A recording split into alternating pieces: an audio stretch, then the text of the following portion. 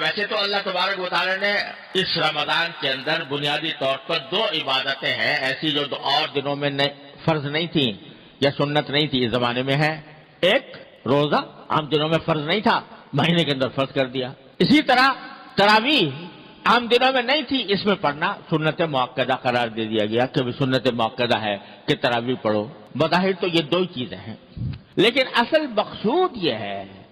کہ اس مہینے کے اندر ان 2 کاموں کے علاوہ آدمی جتنا ہو سکے اپنے آپ کو دوسرے مشاغل سے فارغ کر کے اللہ تبارک و تعالیٰ کی عبادت کی طرف متوجہ ہو۔ اور دنوں کے اندر صبح سے شام تک ہم مختلف مشاغل میں مبتلا رہتے ہیں، یہ ایک مہینہ اللہ کے لیے اپنے آپ کو فارغ کرنے کی کوشش کرو کہ اپنی مصروفیات، دوسری مصروفیات کم کرو، اور جو حقیقی عبادت کے کام ہے جس کے لیے تم دنیا میں بھیجے گئے تھے، جو تمہاری پیدائش کا مقصد تھا، اس کی طرف اپنی توجہ زیادہ بڑھاؤ۔ لہذا اس میں روزے اور تراویح کے علاوہ آدمی اس بات کا اہتمام کرے کہ تلاوت قرآن کریم کی تلاوت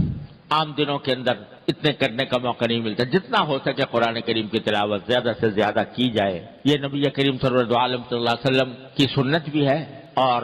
جب رمضان کا مہینہ آتا تھا تو حضرت جبریل امین علیہ السلام نبی کریم صلی اللہ علیہ وسلم کے ساتھ قرآن کریم کا دور کیا کرتے کہ ہر رمضان کے مہینے میں کہ جتنا قرآن ایک مرتبہ حضور اقدس صلی اللہ علیہ وسلم پڑھتے، ایک مرتبہ جبریل امین پڑھتے، کیا منظر ہوگا، وہ کیا عالم ہوگا کہ دور کرنے والے حضرت جبریل علیہ السلام اور دور کرنے والے حضور نبی کریم صلی اللہ علیہ وسلم، کیا تلاوت ہوتی ہوگی، کیا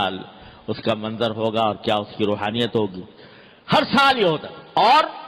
آخری سال جو آپ کی دنیا میں تشریف رکھنے کا آخری سال تھا، اس میں 2 مرتبہ یہ دور کیا گیا سرکار دو عالم صلی اللہ علیہ وسلم اور جبریل امین کے درمیان۔ تو اس لیے قرآن کریم کی کو خاص نسبت ہے رمضان سے، تو اس میں رمضان کے اندر پہلے سے طے رکھیں کہ بھئی تلاوت قرآن کی مقدار عام دنوں سے زیادہ اس میں بڑھائیں گے، زیادہ بڑھائیں گے۔ اور بھائی تلاوت تو ہے ہی، ساتھ ساتھ اگر اس کے بھی اہتمام کیا جائے کچھ وقت نکال کر، اگر پہلے کبھی موقع نہیں ملا ہے تو قرآن کریم کا ترجمہ، اس کی تفسیر کسی مستند تفسیر کے ذریعے کی مدد سے اس کو پڑھنے کا بھی اہتمام کیا جائے۔ تو تلاوت، پھر چلتے پھرتے ذکر، اور بعض وہ عبادتیں، نفلی عبادتیں جو عام دنوں میں ادا کرنے کی توفیق نہیں ہوتی، رمضان کے اندر اس کا اہتمام کر لیا جائے۔ مثلا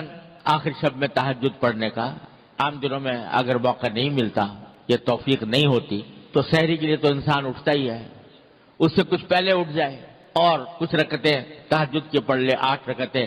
6 پڑھ لے، 8 پڑھ لے، اچھا ہے کہ 8 پڑھ لے۔ عام دنوں کے اندر تراویح کے بعد، مغرب کی نماز کے بعد 6 رکعتیں مسنون ہیں، یعنی نفلی عبادت نہیں عام دنوں میں موقع ملتا، اب پڑھ لے۔ اشراق کے بعد جو رکعتیں، 2 رکعتیں یا 4 رکعتیں، یہ عام دنوں میں موقع نہیں ملتا، اس میں پڑھ لے۔ اور چلتے پھرتے ذکر، فضولیات سے اجتناب، فضول کام سے، فضول محفلیں جمی ہوئی ہیں، باتیں ہو رہی ہیں، گپ شپ ہو رہی ہے، اس سے اپنے آپ کو بچائیں،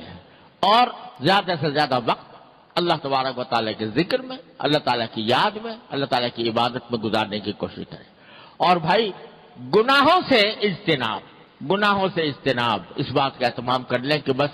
یہ مہینہ ایسا ہے کہ آنکھ غلط جگہ نہیں جائے گی، کان غلط بات نہیں سنیں گے، زبان سے کوئی غلط بات نہیں نکلے گی، زبان سے جھوٹ، غیبت، اس سے بچنے کا اہتمام۔ دوسرے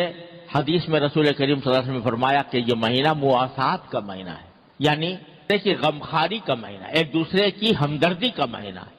لہذا اپنی ذات سے کسی کو کوئی تکلیف نہ پہنچے، اپنی ذات سے، زبان سے، قلم سے، ہاتھوں سے، کسی بھی انداز سے کسی کو تکلیف نہ پہنچے، بلکہ دوسرے کے ساتھ ہمدردی کا اور غمخواری کا معاملہ جتنا ہو سکے کیا جائے۔ حلال رزق حاصل کرنے کا اہتمام کیا جائے کہ کوئی حرام لقمہ نہ آئے، ورنہ عجیب بات ہوگی کہ آدمی نے سارے دن تو روزہ رکھا اور افطار کرے حرام رزق سے، رشوت کے مال سے، العیاذ باللہ، سود کے مال سے، جوئے کے مال سے، اور لوگوں کے حقوق پامال کرنے کے بعد جو مال حاصل ہوتا ہے اس سے کتنی